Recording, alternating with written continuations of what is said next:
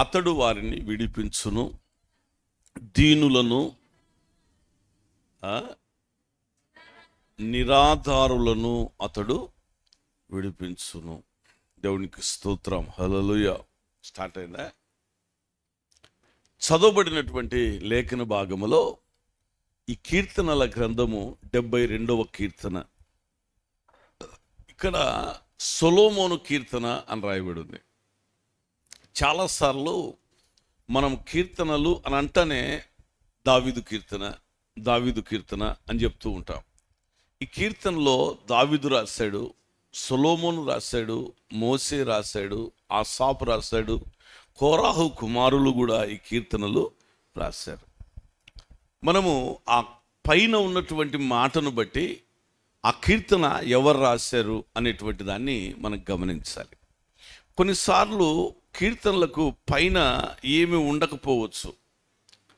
అప్పుడు ఏంటంటే దాని పైన ఉన్నటువంటి కీర్తన ఎవరు రాశారో అదే కంటిన్యూషన్ అన్నమాట అని మనం గుర్తించాలి.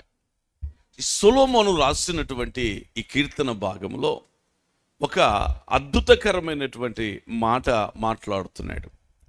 దరిద్రులు మొరపెట్టగా అతడు వారిని విడిపిస్తాడు. దరిద్రులు మొరపెట్టే వారిగా ఉంటారు. దిక్కులేని వారు దరిద్రులు మొరపెడుతూ ఉంటారు. కీర్తనల గ్రంథము 102వ కీర్తన 17వ వచనాన్ని కూడా చూద్దాం. కీర్తన 102వ కీర్తన 17వ వచనాన్ని చదువుకుందాం. ఆయన దిక్కులేని దరిద్రుల ప్రార్థన నిరాకరింపక వారి ప్రార్థనల వైపు తిరిగి ఉన్నాడు. దేవునికి స్తోత్రం. హల్లెలూయా. ప్రేమైన దేవుని బిడ్డలారా, ఈ చదవబడినటువంటి 72వ కీర్తన, మనం చదువుకున్నటువంటి 102వ కీర్తన భాగములో ఈ రెండు విషయాలు మనం చూస్తే చాలా లోతైనటువంటి విషయాలు మనకు కనబడుతూ ఉన్నాయి. ఏంటి అదంటే, దిక్కులేని దరిద్రుల ప్రార్థన ఆయన నిరాకరింపక వారి ప్రార్థనల వైపు తిరిగేవాడు. వారి ప్రార్థన వైపు ఏం చేస్తాడట? దేవుడు తిరుగుతాడట. ధనమున్నోడు, ధనమున్నటువంటి వాని వైపు అందరూ తిరుగుతారు, గొప్పవాని వైపు అందరూ తిరుగుతారు, అధికారుల వైపు అందరూ తిరుగుతారు, పలుకుబడి కలిగిన వాని వైపు తిరుగుతారు. దరిద్రులు, దిక్కులేని వారి వైపు ఎవరు తిరుగుతారు? అంతే కదా. దరిద్రుల వైపు, దిక్కులేని వారి వైపు ఎవరు తిరుగుతారు? ఎవరు తిరిగారు? వారి గురించి ఆలోచించే వాళ్ళు ఎవరు లేరు కదా. దిక్కులేని వారి వైపు, దరిద్రుల వైపు ఎవరు ఆలోచించే వాళ్ళు లేరు. కొంతమంది జీవితాలు ఏ విధంగా ఉంటాయంటే, అందరూ ఉంటారు, తల్లిదండ్రులు ఉంటారు, బంధువులు ఉంటారు, స్నేహితులు ఉంటారు, అందరూ ఉంటారు. కానీ వారు ఒంటరిగా ఫీల్ అయిపోతుంటారు. కొంతమంది అంటే ఒక దిక్కులేని వ్యక్తిగా ఫీల్ అయిపోతుంటారు, దిక్కులేని దరిద్రునిగా ఫీల్ అయిపోతూ ఉంటాడు. అందరూ ఉంటాయి, అన్నీ ఉంటాయి, కానీ అతని యొక్క జీవితంలో ఎట్లా ఫీలింగ్లో ఉంటాడంటే, నా గురించి ఎవరు పట్టించుకునే వాళ్ళు ఎవరు లేరు, నా జీవితం ఎందుకు ఇట్లా అయిపోతా ఉంది అనేటువంటి ఆలోచనలో ఒంటరిగా అతను కృంగిపోతున్నటువంటి స్థితిలో ఉంటాడు చాలాసార్లు. అయితే అటువంటి వ్యక్తి చేయాల్సినటువంటి పని ఏంటంటే, మనము దేవునికి మొరపెట్టాలి. ఆయన దిక్కులేని దరిద్రుల ప్రార్థన ఆయన నిరాకరించేవాడు కాదు. కొన్నిసార్లు రోడ్డు మీద మనం వెళ్తూ ఉంటే, బస్ స్టాండ్లో, రైల్వే స్టేషన్లో కొంతమంది అడుక్కుంటూ ఉంటే కొంతమంది మనం జవాబు కూడా చెప్పకుండా వాళ్ళ వైపు తిరగకుండా వెళ్ళిపోతుంటారు. అంతే కదా. అసలు జవాబు కూడా లేదని కానీ ఉందని కానీ అస్సలు మాట్లాడకుండా, అస్సలు వాళ్ళ వైపు చూడకుండా ముఖం తిప్పేసుకొని వెళ్ళిపోతూ ఉంటారు. అంటే వాళ్ళ దృష్టిలో వీళ్ళు అస్సలు మనుషులే కాదన్నట్టుగా వెళ్ళిపోతూ ఉంటారు. వాళ్ళ వైపు చూడడానికి, తిరగడానికి ఇష్టపడరు. పూర్తి దగ్గరికి వస్తే వెళ్ళిపో, దూరంబో అని గదిరించే వాళ్ళు ఉంటారు, మాట్లాడే వాళ్ళు ఉంటారు. కానీ దేవుని యొక్క ప్రేమ ఎటువంటిదంటే, మన జీవితంలో మనము మొరపెడుతున్నప్పుడు ఆయన దిక్కులేని దరిద్రుల ప్రార్థన ఆయన నిరాకరించేవాడు కాదు. దేవునికి స్తోత్రం. హల్లెలూయా. అందుకనే ఈ 72వ కీర్తన ఈరోజు మనం చదువుకున్నటువంటి కీర్తన 72వ కీర్తన 12వ వచనంలో, దరిద్రులు మొరపెట్టగా ఆయన వారిని విడిపించేవాడు. దీనులను నిరాధారులను అతడు విడిపిస్తాడు. దేవునికి స్తోత్రం, హల్లెలూయా. దీనులను, దరిద్రులు మొరపెట్టగా వారిని విడిపించును. దీనులను, నిరాధారులు అంటే ఏ ఆధారం లేని వ్యక్తులు. నిరాధారుడు అంటే ఆధారం లేని వ్యక్తి, ఎటువంటి ఆధారం లేదు. అటువంటి వ్యక్తులను ఏం చేస్తాడంటే ఆయన విడిపించేవాడు. దేవునికి స్తోత్రం, హల్లెలూయా. ఈరోజు మనుషుల జీవితాల్లో ఆధారం లేనటువంటి పరిస్థితుల్లో ఉన్నారు. ఈ ఎలక్షన్ మూమెంట్లో చాలామంది చాలా రకాలుగా మాట్లాడుతున్నారు. దాంట్లో ఒక వ్యక్తి మాట్లాడినటువంటి మాట నాకు చాలా బాగా నచ్చింది. అదేంటంటే, ప్రతి సంవత్సరము ఆంధ్రప్రదేశ్లో దాదాపుగా ఒక 10 లక్షల మంది ఇంజనీరింగ్ చదివి పూర్తి బయటకు వచ్చేస్తున్నారు. ఈ 10 లక్షల మందిలో 6 లక్షల మంది అన్ని సబ్జెక్టులు పాస్ అయ్యి కంప్లీట్గా బయటకు వచ్చే వాళ్ళు ఉన్నారంట. 6 లక్షల మంది ప్రతి సంవత్సరం. ఆ విధంగా ఈ 5 సంవత్సరాలలో 6 30 లక్షల మంది బయటకు వచ్చారు. అయితే ఈ 30 లక్షల మంది బయటకు వస్తే వాళ్ళు బ్రతకడానికి ఏంటి వారి జీవితాల్లో? ఇప్పుడు దాదాపు ఒక 20 సంవత్సరాలు వచ్చినాయి, 25 సంవత్సరాలు వచ్చినాయి, ఎలక్షన్ వచ్చింది, ఒక ప్రభుత్వం 5 సంవత్సరాలు పరిపాలన చేసింది, ఉద్యోగాలు లేవు, ఎటువంటి కంపెనీస్ లేవు, ఎటువంటి ఆధారమే లేదు. ఇంకా 30 సంవత్సరాలు వచ్చిన తర్వాత ఇంకా మనం ఎగ్జామ్స్ రాయడానికి కొన్ని దానిలకు ఏం కాదంట, ఎలిజిబిలిటీ లేదు. తల్లిదండ్రులు ఏమనుకుంటారంటే మా వాడు చదువుకున్నాడు, మా అమ్మాయి చదువుకుంది అనుకుంటున్నారు. కానీ వారి జీవితంలో ఒకరి జీవితం అంతా, ఒక లైఫ్ అంతా ఏమైపోయిందంటే అయిపోయింది, అంధకారం అయిపోయింది జీవితాలు. ఈరోజు ఎవరో ఒక 1000 రూపాయలు ఇచ్చినారు, 2000 ఇచ్చినారు ఓటుకు, వీళ్ళకంటే వాళ్ళు ఒక 500 ఎక్కువ వేస్తున్నారని సంతోషపడి సంకలు కొట్టుకొని ఎవరికో ఒకరికి ఓటేసి ఏదో ఒకటి చేసేది కాదు. కానీ అసలు ఏంటి మన పరిస్థితి, మన దేశం ఏంటి, మన పరిస్థితి ఏంటి అనేటువంటి ఆలోచన కలిగి మనం మాట్లాడలేకపోతున్నాం, ఆలోచించలేకపోతున్నాం.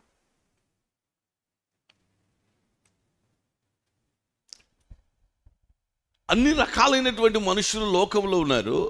ఎక్కువగా మన ప్రజలు చెప్పాలంటే, నా జాతి, నా ప్రజలు, వారి పరిస్థితులు ఎంతగా దిగజారిపోతున్నాయంటే రోజు రోజుకు స్థితి దిగజారిపోతుంది, కానీ రోజు రోజుకు అభివృద్ధి చెందటం లేదు.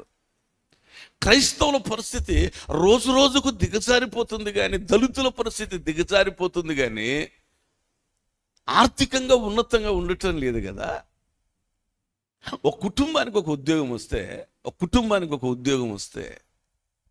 ఆ కుటుంబం అంతా సంతోషపడుతుంది. ఎంత ఆనందం. నా బామ్మర్దికి జెన్కోలో జాబ్ వచ్చింది, ఏపీ జెన్కోలో జాబ్ వచ్చింది. మాకందరికీ చాలా సంతోషం అనిపించింది. అతను ఒక ఇంజనీరు, ఏఈ, అతను మంచి జీతము, వాళ్ళు ఉన్నటువంటి ఏరియాలో మంచి గౌరవము. అతన్ని బట్టి వాళ్ళ నాన్న సేవకుడు, వాళ్ళ నాన్నకు కూడా గౌరవము. ఫలానా ఏఈ గారి వాళ్ళ ఫాదరు, లేదు పాస్టర్ గారి కొడుకు ఏఈ. ఇది చెప్తా ఉంటే ఆ ఒక్క ఉద్యోగస్తుని బట్టి ఆ ఇంట్లో 7 మంది పిల్లలు ఉన్నారు, 4 ఆడపిల్లలు, 3 మగపిల్లలు, 7 మంది ఉన్నారు. ఆ కుటుంబానికి అంత ఒక ఘనతగా, ఆ కుటుంబాన్ని ఆదరించేవాడుగా, ఆదుకునేవాడుగా కనపడుతున్నాడు. ఈరోజు ఒక్కొక్క యవనస్తురాని జీవితం, ఎంటెక్ అంటున్నారు, బీటెక్ అంటున్నారు, ఫార్మసీ అంటున్నారు, అదంటున్నారు, ఇదంటున్నారు. మా పాప షాప్కి వెళ్తే అక్కడ వీమార్ట్లో ఒక అమ్మాయి కనపడి మాట్లాడుతూ ఉందంట. మా పాప అడుగుతుంది, ఎవరు అక్కడ నువ్వు అని అంటే, నేను బ్యాంక్ కోచింగ్, నేను చర్చికి వస్తున్నాను. ఇక్కడ మన పిల్లలు చాలామంది పనులు చేసుకుంటున్నారు, బయట షాప్స్లో పని చేసుకుంటున్నారు, ఇబ్బందికరమైనటువంటి పరిస్థితులు ఉన్నారు. మగపిల్లలు రకరకాలుగా కష్టపడే పిల్లలు ఉన్నారు. చాలా రోజుల క్రితం కరోనాకు ముందు మన చర్చికి వచ్చే పిల్లలు పెయింట్ పని కూడా వెళ్తున్నారు, మగపిల్లలు. తప్పని నేను చెప్పడం లేదు. ఎన్ని రోజులు నువ్వు చదివిన చదువు ఏంటి, నువ్వు చేసే పని ఏంటి, మన పరిస్థితి ఏంటి, మన జీవితం ఏంటి, ఇంతేనా? ఎవరు దీన్ని మార్చగలిగినటువంటి వాళ్ళు ఎవరు లేరా?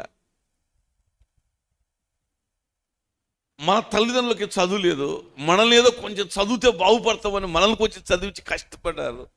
వాళ్ళు ఒక పూట తిని ఒక పూట మనకు పెట్టి, వాళ్ళు బట్టలు కొనుక్కోకుండా మనకు బట్టలు కొనిచ్చి, వాళ్ళు చెప్పులు కొనుక్కోకుండా మనకు చెప్పులు తొడిగించి, ఎన్ని రకాలుగా వాళ్ళు వాళ్ళ జీవితాన్ని మన కోసం దారిపోశారు. ఈరోజు మన పరిస్థితి ఏంటి? అయితే మన పరిస్థితి ఏ ప్రజలు, ఏ ప్రభుత్వము, ఏ అధికారి కూడా మార్చజాలం. కానీ మనం నమ్మినటువంటి దేవుడు ఉన్నాడే, ఆయన ఒక్కడే లేని దాన్ని ఉన్నట్టుగా, ఉన్నదాన్ని లేనట్టుగా ఆయన చేయటానికి ఆయన శక్తివంతుడు. దేవునికి స్తోత్రం, హల్లెలూయా. దాన్ని మనం నమ్మాలి, విశ్వసించాలి. దేవుని పైన మనము ఆధారపడేవాడిగా మనం ఉండాలి. ఎలాగ దేవుని మీద మనం ఆధారపడాలంటే పరిపూర్ణంగా మనం ఆధారపడాలి. ముందు చదివిన వాళ్ళు చదువుకున్నామని అనుకుంటున్నారు కానీ ప్రయోజనం లేదు. ఇప్పుడు చదువుతున్న వాళ్ళు మేము చదువుకుంటున్నాం అని అనుకుంటున్నారు కానీ తర్వాత వీళ్ళ భవిష్యత్తు ఏమవుతుందో అర్థం కాని పరిస్థితి.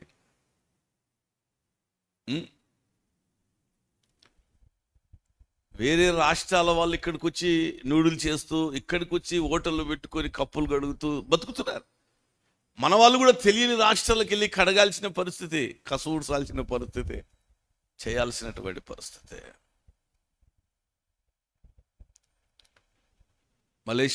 మలేషియాలో వెళ్తే బంగ్లాదేశ్ వాళ్ళు ఎక్కువ మంది ఉంటారు.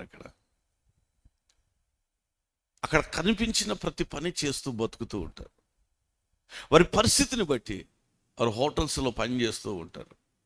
వాళ్ళు రకరకాలైనటువంటి పనులల్లా చేస్తూ ఎక్కువ మంది అక్కడ లేబర్గా మనకు బంగ్లాదేశీలు మలేషియాలో కనపడుతూ ఉంటారు. ఏమైపోవాలి దేశాలు, ప్రజలు ఏమైపోవాలి? చదువుకున్న వాళ్ళు ఏమో బలహీనపడిపోతున్నారు, ఏమి రాలేదని. ఇప్పుడు చదువుతున్న వాళ్ళు సంతోషపడుతున్నారు కానీ ఏదో చదువుతున్నా. ముందు చదివినోనికి ఏం వచ్చింది? ఏమీ రాలేదు.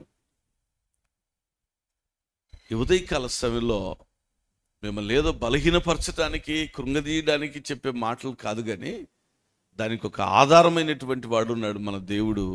ఆయన ఎటువంటి వాడంట? దరిద్రులు మొరపెట్టగా అతడు వారిని ఏం చేస్తాడట? విడిపిస్తాడు. మనం దరిద్రులుగా బతుకుతున్నాం. అందరూ ఉన్నారు, అన్నీ ఉన్నాయి. చదువుకున్న దానికి తగినటువంటి పని లేదు, ఆర్థికంగా తగినటువంటి బలం లేదు, ఆర్థికంగా మనకు డబ్బు లేదు. సమాజంలో చదువుకున్నటువంటి వ్యక్తికి సంపాదించలేకపోతే, దానికి తగినటువంటి ఉద్యోగం స్థితి లేకపోతే విలువ కూడా లేనటువంటి పరిస్థితి కదా. బైబిల్ గ్రంథంలో యాకోబు ఒక రోజు రాత్రి తన ఇంట్లో నుంచి పారిపోతూ ఉన్నాడు. ఒక స్థలం వచ్చింది, ఆ స్థలంలో ఒంటరిగా ఉన్నాడు. ఆ స్థలంలో ఎట్లా ఉన్నాడంటే దిక్కులేనివాడిగా ఉన్నాడు. ఆ రాత్రి అతడు అక్కడ దిక్కులేని వ్యక్తికి అక్కడ పడుకొని ఉన్నాడు. తల్లిదండ్రులు ఉన్నారు, ఆస్తిపాస్తులు ఉన్నాయి. అబ్రహాము వాళ్ళ రాయలసీమ భాషలో వాళ్ళ అబ్బా, వాళ్ళ తాతయ్య అబ్రహాం, 318 మంది ఇంట్లో పుట్టి అలవర్చబడిన వాళ్ళు ఉన్నారు, పని వాళ్ళు ఉన్నారు. అక్కడ విస్తారమైన ఆస్తి ఉంది. వాళ్ళ నాన్న ఇస్సాకు, అతడు విత్తనం వేస్తే నూరంతల పంట వచ్చేస్తా ఉంది. విస్తారమైన పని వాళ్ళు అందరూ ఉన్నారు. కానీ తన జీవితంలో ఒక రాత్రి తను వెళ్ళిపోతున్నాడు, ఒంటరివాడైపోయాడు. ఆ రాత్రి ఎంత భయంకరమైనటువంటి రాత్రో! ఎక్కడా తోడు లేనటువంటి పరిస్థితి, దిక్కు లేని పరిస్థితి, ఒంటరివాడైపోయాడు. ఆ రాత్రి అతడు దేవుని సన్నిధానంలో మొరపెడుతున్నాడు. మీరు అనుకోవచ్చు అతడు మొరపెట్టాడు అనేటువంటిది ఎక్కడ కనపడదే మాకు బైబిల్లో అని అనుకోవచ్చు మీరు. కానీ అతడు మొరపెట్టాడు అనేటువంటి మాట బైబిల్ గ్రంథంలో ఖచ్చితంగా మనకు కనపడుతుంది. బైబిల్ గ్రంథంలో ఖచ్చితంగా ఆ మాట కనపడుతుంది. మనం బైబిల్ను ఏదో ఒకసారి అలా చదివి అలా వదిలిపెడితే కాదు, కానీ దాన్ని కంటిన్యూగా మనం చదువుతూ ఉన్నప్పుడు క్లియర్గా మనకు కనపడుతుంది. ఆదికాండం 35వ అధ్యాయం, ఆదికాండం 35వ అధ్యాయము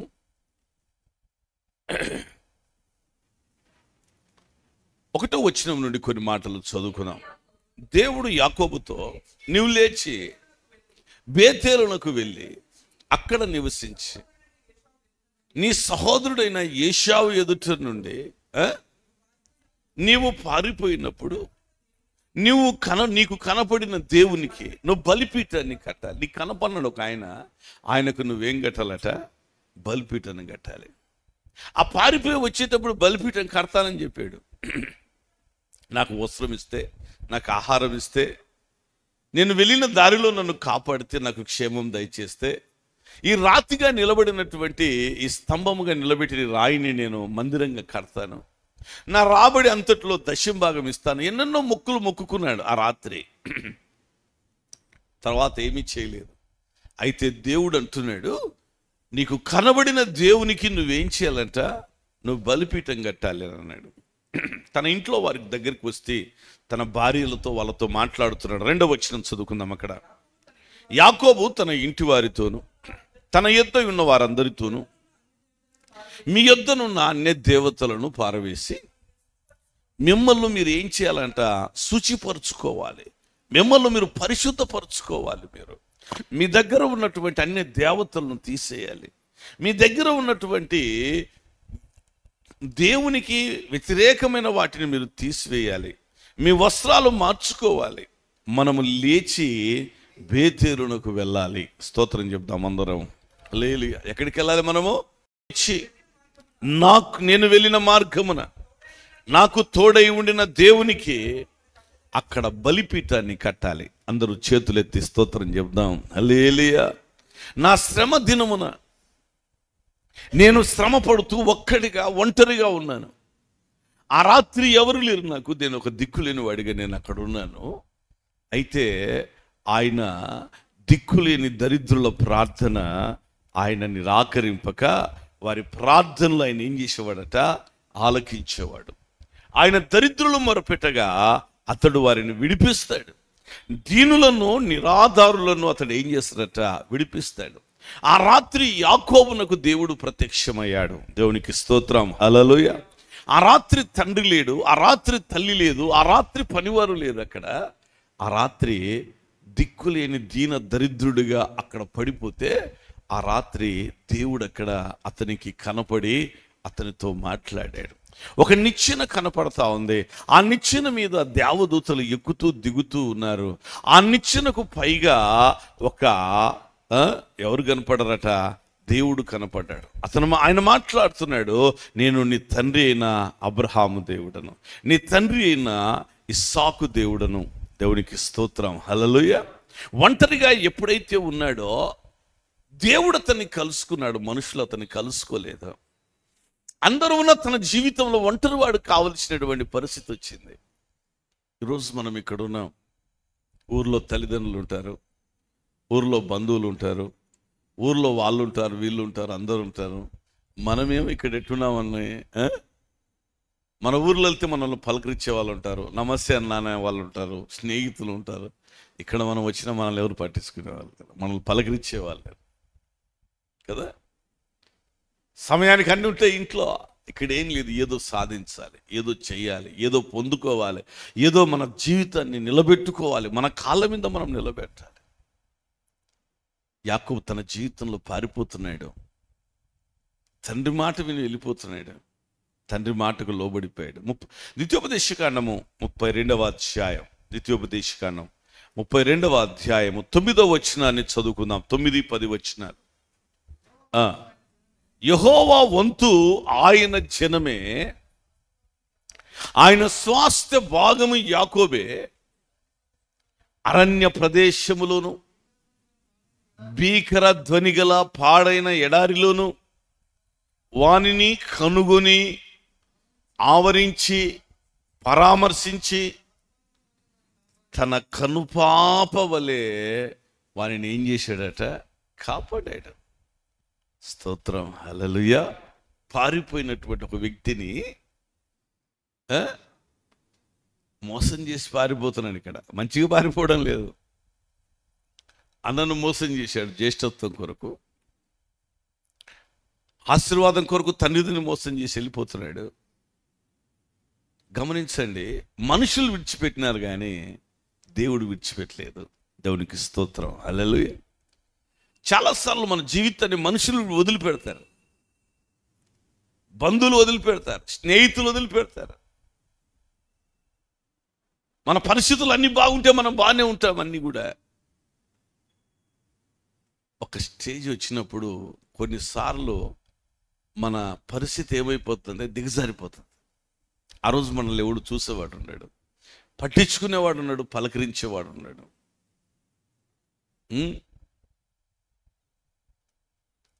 ఆ రోజున్న సంతోషం తర్వాత కనపడదు. బ్యాంక్ కోచింగ్ వచ్చినప్పుడు ఎట్టుండింటుంది, ఈరోజు పరిస్థితి ఎట్టుంది? ఆ రోజు వచ్చేటప్పుడు చెప్పింటారు, నాయనా నువ్వు బాగా చదువుకోవాలి, అమ్మా నువ్వు బాగా చదువుకోవాలి, నువ్వు ఉద్యోగం కావాలి, అది ఇది అంటే అప్పుడు కాదు ఇప్పుడు నేను బ్యాంక్ మేనేజర్ని అయిపోతాను అనుకుని ఉంటాం మనం మనసులో. ఇక్కడికి వచ్చినా తెలిసింది మనం ఏది చేయలేకపోతున్నామని. ఇక్కడికి వచ్చినా తెలిసింది ఇది చాలా కష్టంగా ఉందని తెలుస్తూ ఉంది. ఇక్కడికి వచ్చినా తెలిసింది కాంపిటీషన్ ఎక్కువ ఉందని తెలిసింది. ఇక్కడికి వచ్చినా తెలిసింది మనం చదువుకుని తెలుగు మీడియం మనకి ఇంగ్లీష్ మీడియం అర్థం కావడం లేదని తెలుస్తూ ఉంది. వచ్చేటప్పుడు అవన్నీ తెలియలేదు మనల్ని. యాకోబు ఇంట్లో ఉన్నంత వరకు బాగానే ఉంది. యాకోబు గుడారములో ఉండి తల్లి దగ్గర ఉన్నాడని రాయబడింది వాక్యంలో. బయటకు వచ్చాడు, శ్రమదినం వచ్చేసింది తన జీవితంలో. తన జీవితంలో శ్రమదినం వచ్చి పారిపోతున్నాడు, దిక్కులేని దరిద్రుడిగా మిగిలిపోయాడు ఆ స్థలంలో. అయితే ఈ ద్వితీయోపదేశకాండం ఇప్పుడు మనం చదువుకున్నామే, ద్వితీయోపదేశకాండం 32వ అధ్యాయం 9వ వచనం 10వ వచనంలో 10వ వచనంలో అంటున్నాడు, అరణ్య ప్రదేశములోను భీకర ధ్వని గల పాడైన ఎడారిలోను దేవుడు వానిని కనుగొన్నాడంట. దేవుడు నిన్ను కనుగొనేవాడు. తల్లిదండ్రులు నీ పరిస్థితిని కనుగొనలేని పరిస్థితి, బంధువులు నీ పరిస్థితిని కనుగొనలేని పరిస్థితి, స్నేహితులు నీ పరిస్థితిని కనుగొనలేని పరిస్థితి. ఆయన వానిని కనుగొని ఆవరించి పరామర్శించి కన్నుపాప వలె ఆ రాత్రి కాపాడుతూ వచ్చాడట. దేవునికి స్తోత్రం, హల్లెలూయా. తెల్లవార్దులు ఒక నిచ్చెన ఆకాశం నుండి భూమి మీదకి వేయబడితే ఆ తెల్లవార్దులు దేవదూతలు ఏం చేస్తున్నారంట, ఎక్కుతున్నారు దిగుతున్నారు. దేవునికి స్తోత్రం, హల్లెలూయా. ఆ నిచ్చెనకు పైగా దేవుడు ఉండి మాట్లాడుతూ ఉన్నాడు. దేవునికి స్తోత్రం, హల్లెలూయా. ఎంత అద్భుతకరమైనటువంటి పరిస్థితి. ప్రేమైనటువంటి దేవుని బిడ్డలారా, ఈ ఉదయకాల సమయంలో మన జీవితాలు ఏ విధంగా ఉన్నా ఆ రోజు పాడైపోయినటువంటి ఎడారిలో దీనుడిగా, దరిద్రుడిగా, ఒంటరివాడిగా ఆగిపోయినటువంటి యాకోబును కలుసుకున్నటువంటి దేవుడు. చదువు ఆ మాట. చాలామంది జీవితాలు అది తెలిసినట్లుగా లేనట్టుగా కనపడతా ఉంది. ఆదికాండం 28వ అధ్యాయం 11వ వచనాన్ని చదువుకున్నాం. ఒక చోట చేరి ప్రొద్దుగుంకినందున ఆ రాత్రి అతడు నిలిచిపోయాడు. ఆ మాట చాలా లోతైన అర్థాన్ని ఇచ్చేది. తన ప్రయాణం కొనసాగించబడుతుంది, కానీ ఒక చోటికి వచ్చేటప్పటికల్లా తన జీవితంలో వెలుగు లేదిక. తన జీవితంలో తన ప్రయాణం ముందుకు కొనసాగటం లేదిక. ఎందుకంటే చీకటి ఆవరించింది తన జీవితాన్ని. సూర్యుడు అస్తమించాడు తన బ్రతుకులో, ఆగిపోయాడు. ఇంకా ప్రయాణం లేదిక. అక్కడ రాయబడింది, అక్కడ ఆ రాత్రి నిలిచిపోయాడు.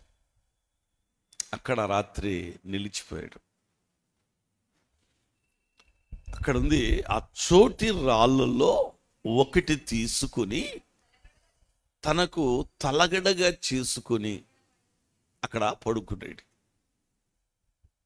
మా నాన్నకు ఒక స్నేహితుడు ఉండేవాడు. ఆయన పేరు యోసేపు. ఆయన గత సంవత్సరం చనిపోయాడు. పైన పొన్నాపురం కాలనీలో ఉండేవాడు. ఆ పొన్నాపురం కాలనీలో వెళ్తూ ఉంటే ఆ టర్నింగ్ దగ్గర ఒక సిఎస్ఐ చర్చి కనపడుతుంది.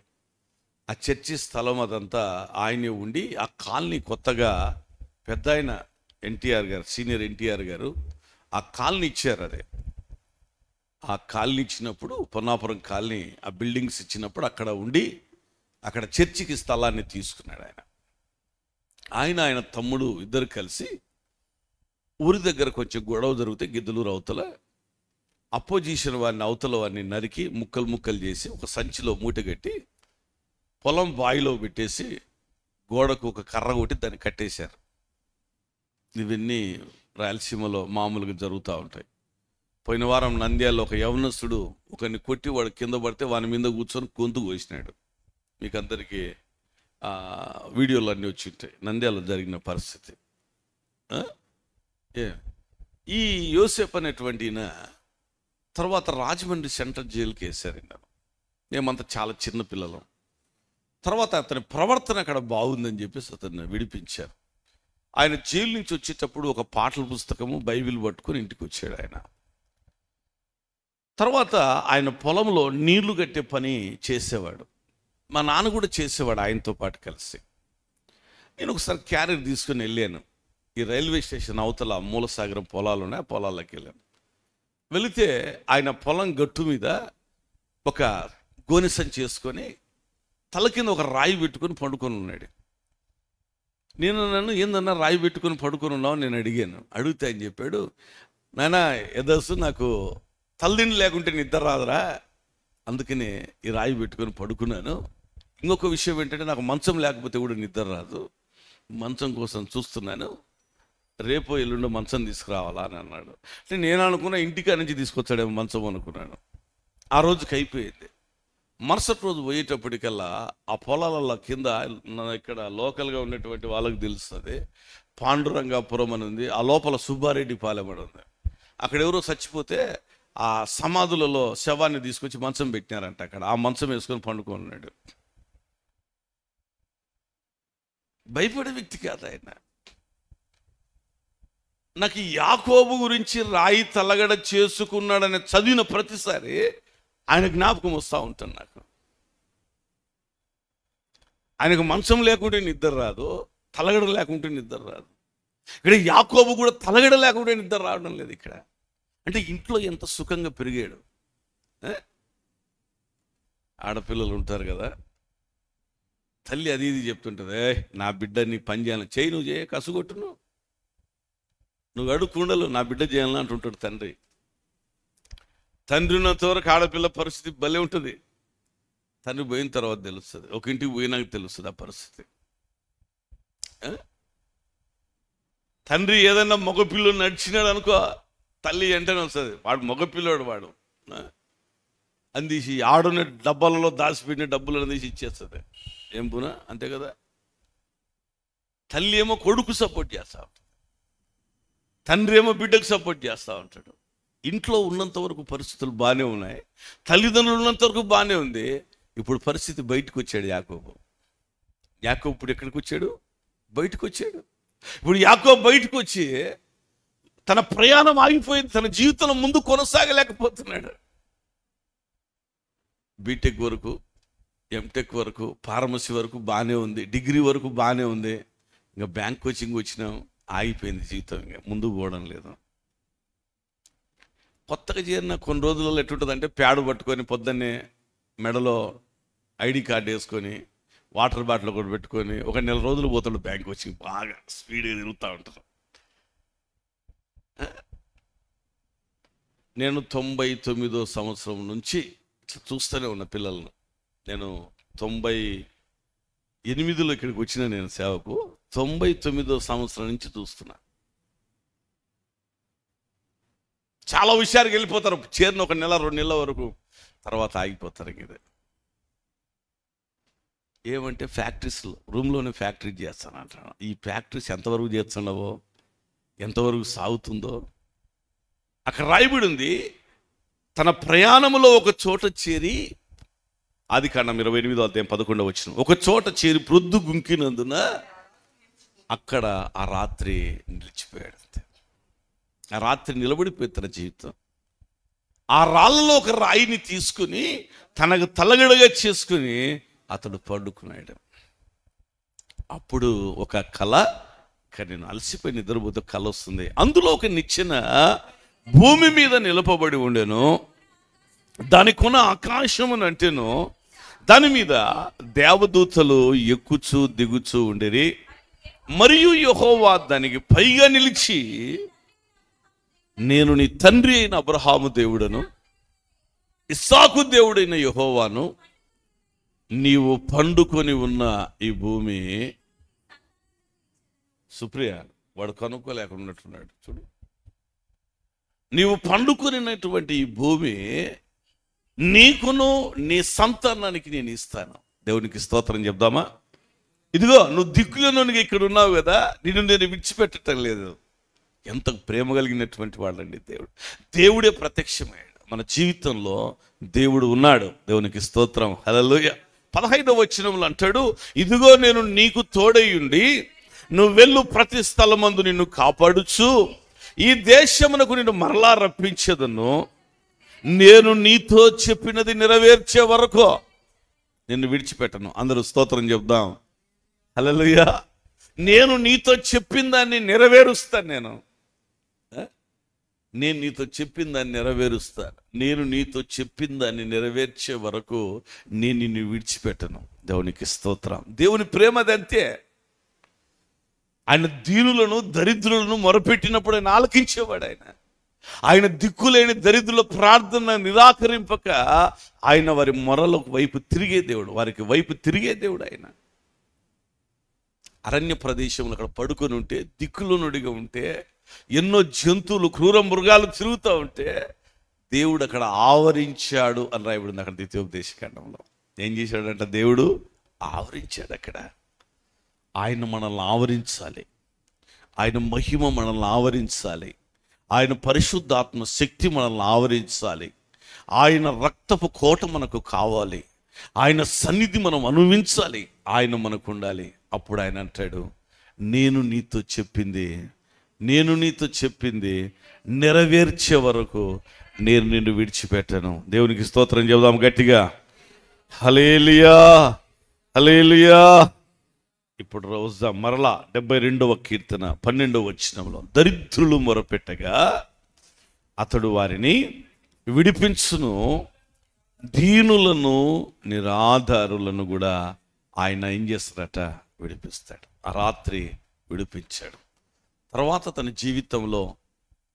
తన జీవితంలో ఉదయమైంది, తన ప్రయాణం కొనసాగింది. రిటర్న్ జర్నీలో కూడా అతను ఒక చోటికి చేరి ప్రొద్దుగుంకిన తర్వాత అందరినీ యబ్బోకు దగ్గర పంపించి ఆ రాత్రి యాకోబు ఒక్కడే మిగిలిపోయాడట. యాకోబు ఒక్కడు మిగిలిపోయాడు. ఆ రాత్రి పెనుగులాడి ప్రార్థన చేశాడు. దేవుడు అతన్ని ఆశీర్వదించాడు. అక్కడ రాయబడింది సూర్యోదయం అయిందని రాయబడింది. ఇక్కడ పొద్దుగుంకిందని రాయబడింది. ఇక్కడ ఒంటరిగా ఉన్నప్పుడు అతను రిటర్న్ వచ్చేటప్పుడు అతను ఆ రాత్రి పెనుగులాడాడు. అతడు తర్వాత సూర్యోదయం అయిందని రాయబడింది. దేవునికి స్తోత్రం. తన జీవితంలో వెలుగు వచ్చింది. మన జీవితంలో వెలుగు రావాలి. మన జీవితంలో సమస్యలైన చీకటి తొలగిపోవాలి. మన జీవితంలో నిరుద్యోగము, నిరాశ, ఆర్థికమైనటువంటి అవసరతలు, దిగజారిపోయినటువంటి పరిస్థితులు తొలగిపోవాలి. నీతి సూర్యుడైన యేసు ఉదయించాలి. దేవునికి స్తోత్రం. హల్లెలూయా, హల్లెలూయా. రెండవదిగా మార్కు రాసిన సువార్త 10వ అధ్యాయం 46వ వచనంలో నుంచి వస్తాం. వారు యెరికో పట్టణానికి వచ్చారు. ఆయన తన శిష్యులతోను బహుజన సమూహములతోను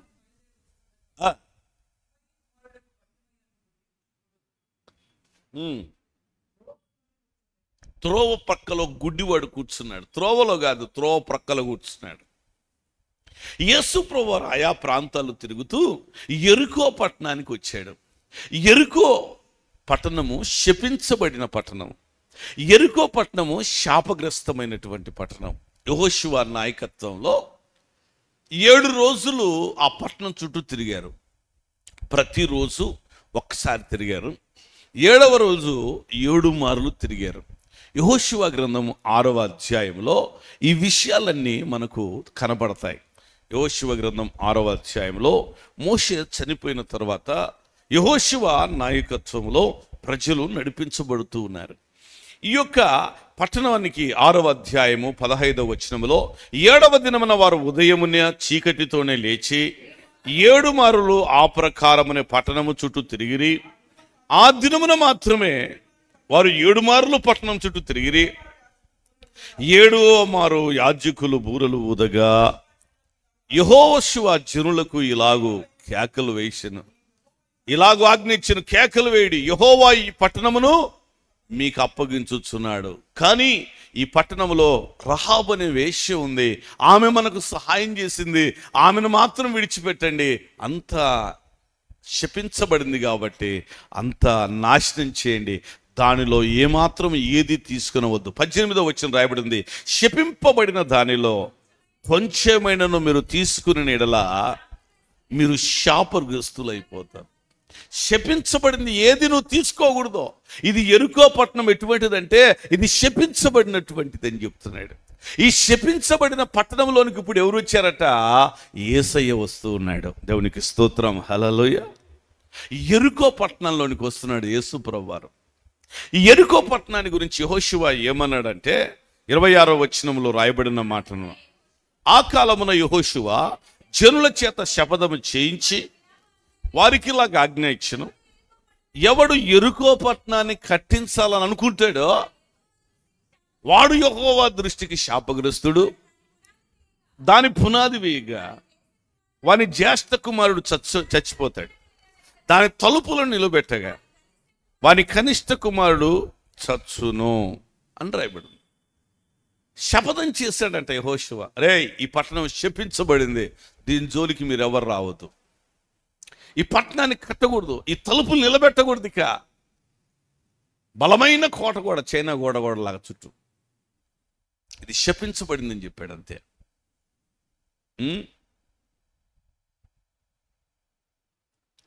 యెహోషువ మాట చెప్పాడు.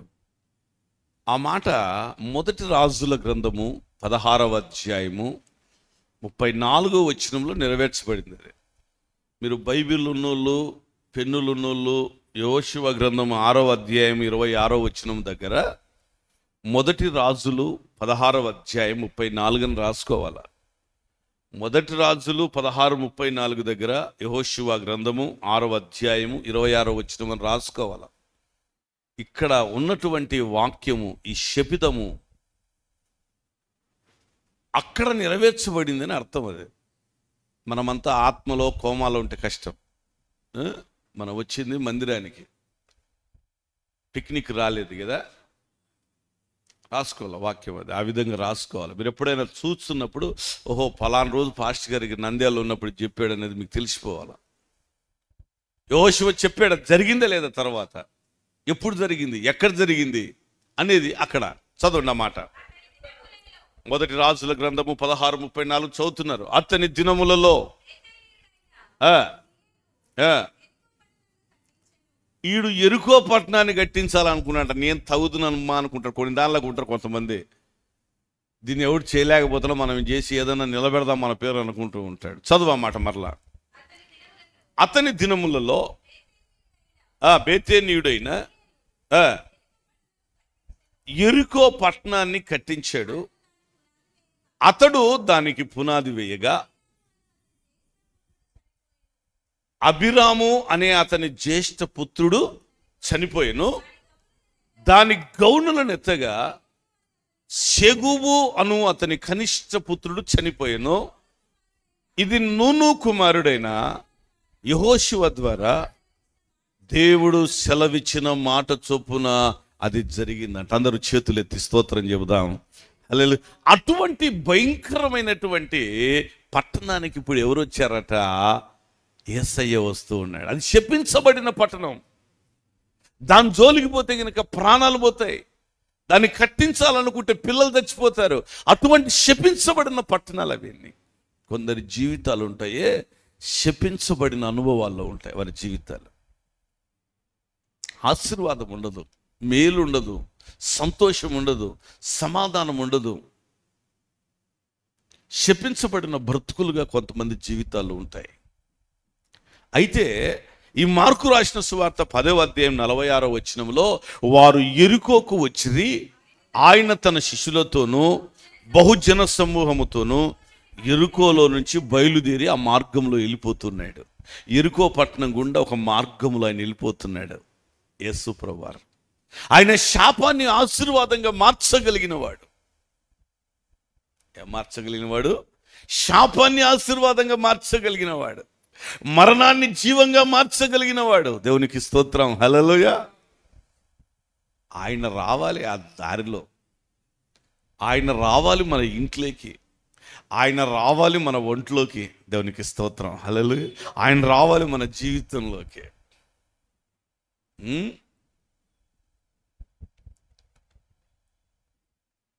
ఆయన లేకుంటే నేను బతకలేను, ఆమె లేకుంటే బతకలేను, దేవుడు లేకుంటే మనం బతకలేము. అంతే, దేవుడు కావాలి ఫస్ట్ ఇంపార్టెంట్. ఆయన ఉంటే మన శాపాన్ని కొట్టేస్తాడు ఆయన. దేవునికి స్తోత్రం, హల్లెలూయా. ఆయన మన శాపాన్ని కొట్టేసి మన శాపాన్ని ఆశీర్వాదంగా మారుస్తాడు ఆయన. ఆ దిక్కులేని దరిద్రుడిగా ఉంటే ఆ త్రోవ పక్కన కూర్చుని ఆ గుడ్డివాడు అడుక్కుంటున్నాడంట. జనమంతా వెళ్తా ఉంటే, బాబు ఇదంతా ఏంది, సందడేంది, శబ్దం ఏంటి, ఇంతమంది వెళ్ళిపోతున్నారు ఈ దారిలో అని అంటే, ఈ దారిలో దావీదు కుమారుడు వెళ్తున్నాడు. దేవునికి స్తోత్రం, హల్లెలూయా. రోగులను స్వస్థపరచగలిగిన దావీదు కుమారుడు యేసు ప్రభువు వెళ్తున్నాడు ఈ దారిలో. ఈ శపించబడిన పట్టణానికి కూడా వచ్చాడు ఆయన. అవును, శపించబడిన దాన్ని, శాపాన్ని కొట్టివేయగలిగినటువంటి వాడు. దేవునికి స్తోత్రం, హల్లెలూయా. ఇప్పుడు మనోనికి వెంటనే ఏం థాట్ రావాలి? ఇప్పుడు ఎట్లనన్నా కానీ దీన్ని క్యాచ్ చేసుకోవాలనుకోవాలి కదా. ఇప్పుడు అడుక్కోవాలి గట్టిగా, ప్రభువా నాయన అని కేకలేసి దానికంటే, బాబు ధర్మం చేయండి, బాబు బాబు ధర్మం చేయండి గట్టి కేకలేసి ఎక్కువ చిల్లర వచ్చేస్తుంది. ఎందుకంటే జనం ఎక్కువ ఉన్నారు కదా అని. ఎట్లా కూడా క్యాచ్ చేసుకోవాలి. నువ్వు ఎట్లా సంపాదించినావు అనేది కాదు, నువ్వు ఎంత సంపాదించినావు అనేది మెయిన్ ఇప్పుడు ఇంపార్టెంట్ లోకంలో. నువ్వు అన్యాయం చేసి సంపాదించినావు, అక్రమం చేసావు, పాపం, ఇదంతా కాదమ్మా. ముందు నువ్వు ఎట్లా సంపాదించినావు, ఎంత సంపాదించినావు, ఇదే కావాలి. అదే ఆలోచన చేస్తున్నాను జనం. ఈ గుడ్డివానికి ఉన్నటువంటి ఆలోచన ఏంటంటే, ఎన్ని రోజులు నేను ఈ త్రోవ పక్కలో కూర్చోవాలి. రోజు ఉదయాన్ని ఒకడు వచ్చి కూర్చోబెట్టిపోతాడు, ఓ వాటర్ బాటిల్ ఇచ్చిపోతాడు. ఇది తాగి ఎండలో కూర్చొని అడుక్కొని అలసిపోయి బాటిల్లో నీళ్ళు కూడా అయిపోతాయి. ఇంక నీళ్ళు ఇచ్చే దిక్కు లేదు ఈ గుడ్డోనికి. ఆకలి అవుతుంది, అన్నం పెట్టే దిక్కు లేదు, పాస్ వస్తుంది, తీసుకుపోయేటోళ్ళు లేడు. దిక్కులేని దరిద్రపు బతుకుతున్నాడు. అందరూ త్రోవలో వెళుతున్నారు, అందరికీ త్రోవ తెలుసు, అందరికీ కళ్ళున్నాయి, అందరూ నడిచి వెళ్ళిపోతున్నారు, కానీ వీని బతుకు మాత్రం సరిగా లేదు.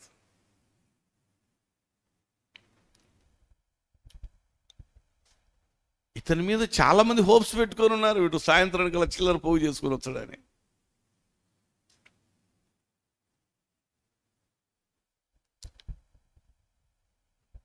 ఒక పెద్ద ఆయన ఉండేవాడు. నేను రోజు సాయంకాలం ఆయన దగ్గరికి వెళ్ళేవాడిని. అప్పుడు నాకు ఇంకా పెళ్లి కాలేదు. వెళ్తే ఆయన నన్ను తీసుకుని రైల్వే స్టేషన్ దగ్గర తీసుకెళ్ళేవాడు. అక్కడ వాళ్ళు చేసే పనులు, ఈ సాధులు, వాళ్ళు వెజిటేరియన్ తినరు, వాళ్ళు నాన్ వెజే తింటుంటారు. మరి కోళ్ళను పట్టుకొచ్చుకొని తినడం, పిల్లులను పట్టుకొచ్చుకొని తినడం, ఇట్లాంటి కొన్ని చేస్తూ ఉంటారు. వాళ్ళు రాత్రి పండుకొని ఉంటారు. పెళ్ళిళ్ళ కాడ మిగిలిపోయిన భోజనాలు, ఫంక్షన్ల కాడ మిగిలిపోయిన భోజనాలు, ఇవన్నీ వస్తుంటాయి. వాళ్ళ ఆలోచన వేరే. వాళ్ళల్లో కొంతమంది బైబిల్ చదివే వాళ్ళు ఉంటారు, వాళ్ళలో కొంతమంది ప్రార్థన చేసే వాళ్ళు ఉంటారు, రకరకాలైనటువంటి వాళ్ళు ఉంటారు భిక్షగాళ్ళలో. వాడు ఇంతసేపు వచ్చిన తర్వాత వెంటనే వేషం మార్చేస్తాడు, ఇంకొక బట్టలు వేసుకుంటాడు, ఇంకొక రకమైన టిప్ టాప్గా తయారైపోతూ ఉంటాడు. ఆ బట్టలని సంచి మూట అక్కడ వేరేటోళ్ళకి అప్పగిచ్చేసి, కొంతమంది వస్తారు బట్టలు ఇవన్నీ మార్చుకొని మళ్ళీ సాధులేషం వేసుకొని మళ్ళీ అక్కడ ఉంటారు. రకరకాలైనటువంటి వేషాలు. మిగతా వాళ్ళు వేషాలు వేసుకొని గుడ్డివాడు వేషం వేయనికి లేదు, రంగు మార్చడానికి లేదు. కనపడతా ఉంది తన గుడ్డివాడని. ఇంకా ప్రజలకు గుడ్డివాడుగా నేను లేదని ఇంకొక విధంగా చూపెట్టుకోవాల్సిన అవసరం లేదు. తన పరిస్థితి ఆ విధంగా ఉంది. త్రోవ పక్కన పడిపోయినటువంటి పరిస్థితి. అయితే దావీదు కుమారుడా యేసు నన్ను కరుణించమని కేకలేస్తా ఉంటే అనేకులు వారిని ఏం చేశారంట, ఊరకుడు అని గద్దించారంట. రే గుడ్డోడా, ఎందుకురా, ఏందట్లా కేకలేస్తున్నావు, కూర్చో, మర్యాద కూర్చో, అనేకులు వాడిని ఏం చేస్తున్నారంట? గద్దిస్తున్నారంట. మనల్ని కూడా గద్దించే వాళ్ళు చాలామంది ఉంటారు. మనకు కూడా సలహాలు ఇచ్చేవాళ్ళు చాలామంది ఉంటారు. మనకు కూడా అది చేయి ఇది చేయని చెప్పేవాళ్ళు చాలామంది ఉంటారు. మనల్ని ఆదుకునే వాళ్ళు ఎవరు ఉండరు. మనల్ని ఆదుకునే వాళ్ళు ఎవరుండరు. కానీ గుడ్డివాడు ఆగిపోలేదు. తన కేకలు యేసయ్యకు వినబడేటట్టుగా కేకలేస్తున్నాడు. ఎవరికి వినపడాలి కేకలు? యేసయ్యకి. నీ ప్రార్థన దేవుని దగ్గరికి చేరాలి. నీ కన్నీరు దేవుడు చూడాలి. హిజ్కియా, నువ్వు కన్నీరు విడవడం నేను చూశాను. దేవునికి స్తోత్రం, హల్లెలూయా. నీ ప్రార్థన వినబడింది, దేవుడు చెప్పాలి. అక్కడ ఏం రాయబడి ఉందంటే, వాడు ఎప్పుడైతే కేకలు వేస్తున్నాడో 49వ వచనంలో, అప్పుడు యేసు ఏమైపోయాడట? నిలబడిపోయాడట. జగన్ ఆ బస్సులో పోతుంటాడు, ఎవరైనా కనపడినప్పుడు ఆ ఫ్లెక్సీ పట్టుకుని ఊపినప్పుడు గబికి నిలబడిపోయి వెంటనే దిగొచ్చా ఉంటాడు. ఇంకా మీడియా వాళ్ళందరూ చూపిస్తూ ఉంటారు. ఇప్పుడు ఏంటంటే, ఈ వ్యక్తిని చూసి సీఎం నిలబడిపోయాడు. అయితే గుడ్డివాని కేకలు విని యేసు ప్రభువే నిలబడిపోయాడు. దేవునికి స్తోత్రం, హల్లెలూయా. చుట్టుపక్కల ఉన్న జనాలు పట్టించుకోలేదు, కానీ యేసు నిలిచి దిక్కులేని దరిద్రుడు మొరపెడతా ఉంటే వాని ప్రార్థన వైపు, వాని మొర వైపు యేసు ప్రభువు తిరిగాడట. అక్కడ రాయబడింది, యేసు నిలిచి వానిని పిలువమని చెప్పగా వారు ఆ గుడ్డివానిని పిలిచి, ధైర్యం తెచ్చుకో, యేసయ్య నిన్ను పిలుస్తున్నాడు. అందరి చేతులెత్తి స్తోత్రం చెబుదాం, హల్లెలూయా. నువ్వు ధైర్యం తెచ్చుకోవాలి. ఎందుకంటే నీ ప్రార్థన వినబడింది. యేసయ్య నిలిచాడు, ఆయన నిన్ను పిలుస్తూ ఉన్నాడు. దేవునికి స్తోత్రం, హల్లెలూయా. దేవుడు నీ ప్రార్థన విని నిలిచిపోవాలి. యేసయ్య నిన్ను పిలవాలి. నీ ప్రార్థన వినబడిందని చెప్పాలి. దేవుడు నీతో మాట్లాడాలి. ఆయన ఎవరి ప్రార్థన త్రోసివేసేవాడు కాదు. దీనులు, దిక్కులేని వారి ప్రార్థన, వారి మొరలను వినేవాడు, ఆలకించేవాడు. ఆ వ్యక్తితో యేసు ప్రభువు అంటున్నాడు, నేను నీకేం చేయాలనుకుంటున్నావు? నేను నీకేం చేయాలనుకుంటున్నావు అని అంటే, ప్రభా చాలామంది ఉన్నారు, తలా ₹1 ఇవ్వమని ప్రభా, లేదు ప్రభా గుడ్డివని పింఛన్ రావడం లేదు నాయన, పింఛన్ ఇప్పిన ఆయన ఇట్టాడి చెప్పినాడా? కాదు. ఒక పర్మనెంట్ సొల్యూషన్ కావాలి. నాకు చూపు కావాలి. దేవునికి స్తోత్రం, హల్లెలూయా. అందరూ చూసినట్టుగా చూడలేకపోతున్నాను, అందరూ బతికినట్టుగా బ్రతకలేకపోతున్నారు, అందరూ గౌరవంగా బ్రతుకుతున్నారయ్యా. నేనేమో రోడ్డు పక్కన దిక్కులను ఇక్కడ కూర్చొని అడుక్కుంటున్నాను, అందరి మీద ఆధారపడుతున్నానేమో. నేను అందరిలాగా దర్జగా బతకాలి, అందరిలాగా నేను ధీమాగా బతకాలి. నాకు చూపు కావాలి. దేవునికి స్తోత్రం, హల్లెలూయా. మధ్యాహ్న కాలంలో మన పరిస్థితి ఏంటి? మన బ్రతుకేంటి? మన జీవితం ఏంటి? కీర్తనకారుడు మాట్లాడుతున్నాడు, దీనులు దరిద్రులు మొరపెడతా ఉంటే ఆయన ఆలకించే దేవుడు. ఆయన నిరాధారులను కూడా విడిపించగలిగిన వాడు. నీకు ఏ ఆధారం లేని పరిస్థితిలో ఉదయకాల సమయంలో ఉంటే ఆయన ఆధారం కలిగించగలిగిన వాడు. ఆయనే మనకు ఆధారం, ఆయనే మనకు ఆశ్రయం, ఆయనే మన కొండ, మన కోట. ఆయన మనం నమ్ముకున్నటువంటి దేవుడు. కనుక ఆ గుడివాడు కేకలు వేసినట్లుగా మనం కేకలు వేసి ప్రార్థన చేయగలిగితే, మొరపెట్టగలిగితే, ఈరోజు వినలేదా ప్రార్థన, రేపైనా వింటాడు ఆయన. రేపైనా నీ ప్రార్థన వినాలి, ఎల్లుండైనా నీ ప్రార్థన వినాలి. ప్రభు నిలిచిపోవాలి. ఏంటి నీ సమస్య అని దేవుడు నీతో మాట్లాడాలి. దేవుడు మాట్లాడగలిగిన భక్తి నీకు కావాలి. దేవుడు నీతో మాట్లాడగలిగిన ప్రార్థన జీవితం నీకు కావాలి. ఎంతసేపు నువ్వు మాట్లాడేదే కాదు, ఫోన్లో కనుక మనమే మాట్లాడుతున్నాం అనుకో, అవతలోడు అంటాడు, రే నేను మాట్లాడేది కూడా వినరా కొంచెం అంటాడు. అవతలోళ్ళు మాట్లాడేది వినాలి కదా. అవతలోళ్ళు మాట్లాడేది వినకపోతే మనమేమంటావు? సిగ్నల్ ఉందా, వినపడుతుందా, నేనేం మాట్లాడుతున్నా నువ్వేం మాట్లాడడం లేదే అని అంటావు ఖచ్చితంగా. అంతేనా? మరి నువ్వేం మాట్లాడుతూ ఉంటే రోజు ఆయనేం మాట్లాడకపోతే మన పరిస్థితి ఏంటి? ఒకరోజు వస్తున్న పాస్టర్ అనిల్ అన్న గారు వచ్చారు.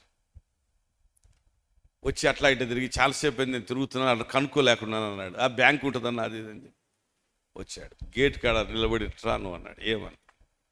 బోర్డు ఎక్కడుంది అని అడిగాడు. ఏం బోర్డు అని. చర్చి బోర్డు ఎక్కడుందని. ఇదిగో గోడకు రాసినలే సీయోను మందిరం అని. ఇది కాదు, రోడ్డు మీద బోర్డు ఏం పెట్టవాను.